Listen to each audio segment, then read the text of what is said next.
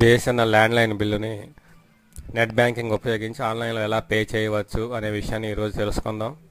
Google search ఇంజిన్లో BSNL.coin అని type చేయండి.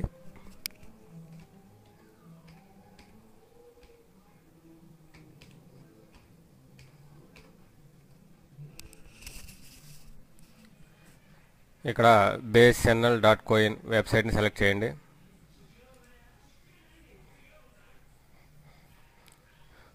ఇక్కడ గమనించినట్లయితే మనం BSNL.coin వెబ్సైట్కి వచ్చాము. ఇందులో మనకి అనేక రకాల ఆప్షన్లు కనబడుతున్నాయి. ఇందులో పే ల్యాండ్లైన్ మీద క్లిక్ చేయండి. ఇక్కడ మనకు ఒక న్యూ విండో ఓపెన్ అయింది. ఇందులో మనకి ఇండివిజువల్ బిల్ని సెలెక్ట్ చేసి ఉంచి ఫోన్ నెంబరు, అకౌంట్ నెంబర్ అంటే మన బిల్లులో రైట్ సైడ్ కార్నర్లో మన అకౌంట్ నెంబర్ ఉంటుంది. ఆ నెంబర్ని ఇక్కడ టైప్ చేయాలి. అలాగే మొబైల్ నెంబర్ అంటే మనకి ఎస్ఎంఎస్లు కానీ అవి వస్తాయి. దానికి ఏదైనా మన మొబైల్ నెంబర్ని ఏదైనా ఇవ్వచ్చు. అలాగే ఈమెయిల్ అడ్రస్ ఒకటి ఇవ్వాలి. ఈ మొత్తం 4 మనం కంప్లీట్ చేయాలి.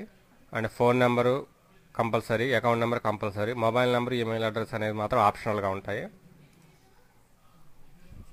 ఫోన్ నెంబర్ని STD కోడ్తో సహా, అంటే స్టార్టింగ్ 0తో స్టార్ట్ చేసి STD కోడ్ తర్వాత ఫోన్ నెంబర్ని టైప్ చేయాలి.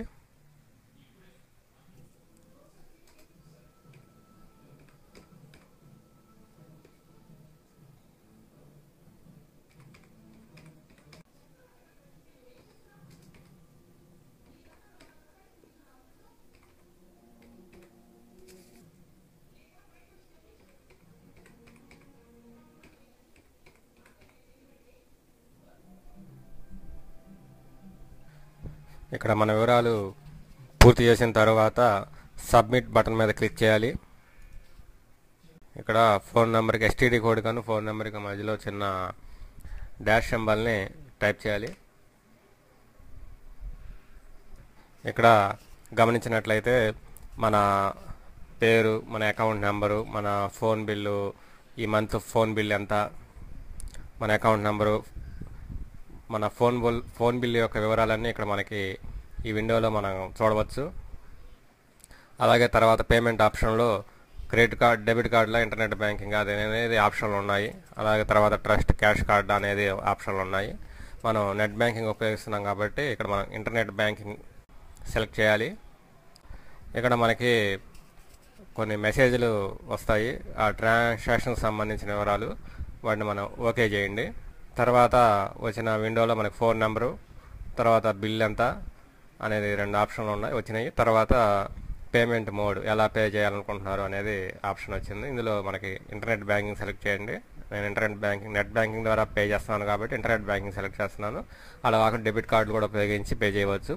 ప్రస్తుతం నేను ఇంటర్నెట్ బ్యాంకింగ్ని సెలెక్ట్ చేస్తున్నాను. ఇంటర్నెట్ బ్యాంకింగ్ ఎప్పుడైతే సెలెక్ట్ చేసానో కింద మనకి అది మనం ఏ బ్యాంక్ ద్వారా మనం పే చేయాలనుకుంటున్నాము అనేది మనం సెలెక్ట్ చేయడానికి ఇక్కడ ఆప్షన్లు వచ్చినాయి. ఇందులో మనకి మనం ఏ బ్యాంక్ ద్వారా అయితే మనం పే చేయాలనుకుంటున్నామో ఆ బ్యాంక్ని మనం సెలెక్ట్ చేయాలి. తర్వాత ఇక్కడ మనకి సబ్మిట్ బటన్ మీద క్లిక్ చేయాలి. ఇది ఎప్పుడైతే మనం సబ్మిట్ బటన్ క్లిక్ చేసామో ఆ బ్యాంక్కి సంబంధించిన వెబ్సైట్కి వెళ్తుంది. ఇక్కడ నేను సబ్మిట్ బటన్ క్లిక్ చేస్తున్నాను.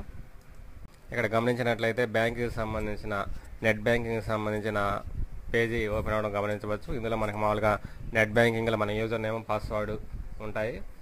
ఇది మన యూజర్ నేమ్, పాస్వర్డ్ ఇక్కడ మనం ఎంటర్ చేయాలి. యూజర్ నేమ్, పాస్వర్డ్ ఎంటర్ చేసి సబ్మిట్ బటన్ క్లిక్ చేసిన తర్వాత మనకి నెక్స్ట్ ఈ విధంగా వస్తుంది. ఇందులో మనకి వివరాలు, అంటే మన అకౌంట్ నెంబరు, తర్వాత అన్ని వివరాలు కరెక్ట్గా ఉన్నాయి అన్న తర్వాత మనం కన్ఫర్మ్ బటన్ మీద క్లిక్ చేయాలి. తర్వాత ఆ వివరాలు మళ్ళీ ఇంకొకసారి వెరిఫై చేసుకోమని చెప్పి మళ్ళీ ఇంకోసారి వెరిఫై వస్తుంది. ఒకసారి అన్నీ వెరిఫై చేసుకున్న తర్వాత అన్ని వివరాలు కరెక్ట్గా ఉంటే కన్ఫర్మ్ బటన్ క్లిక్ చేయండి. ఎప్పుడైతే కన్ఫర్మ్ బటన్ క్లిక్ చేసామో రిజిస్టర్డ్ మొబైల్కి హై సెక్యూరిటీ పాస్వర్డ్ వస్తుంది.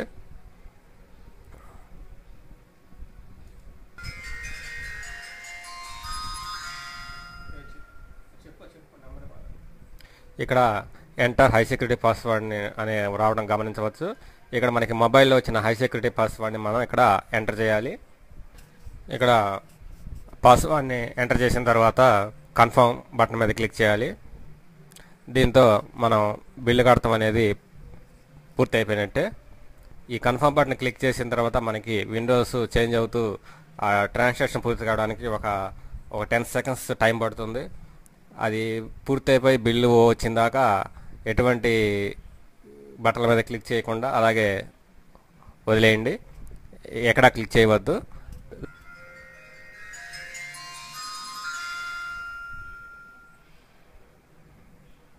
ఓకే, గమనించండి. ఇప్పుడు లాస్ట్లో మనకి మనం కట్టిన వివరాలు, బిల్లు మనం పే చేసిన వివరాలతో ఒక ఫామ్ రావడాన్ని గమనించవచ్చు. దీన్ని మనం ప్రింట్ తీసుకోవచ్చు. అలాగే మనకి ఎప్పుడైతే బిల్లు పే చేసామో ఆ మొబైల్ రిజిస్టర్డ్ అయిన మొబైల్కి SMS కూడా మనకి వస్తుంది.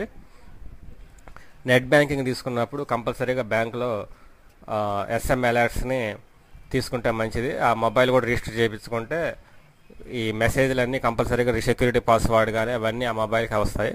కాబట్టి ఇప్పుడు మనం దీన్ని ప్రింట్ చేస్తే మనం ఈ బిల్లుని పే చేసిన బిల్లుని ఫామ్ని ప్రింట్ తీసుకోవచ్చు.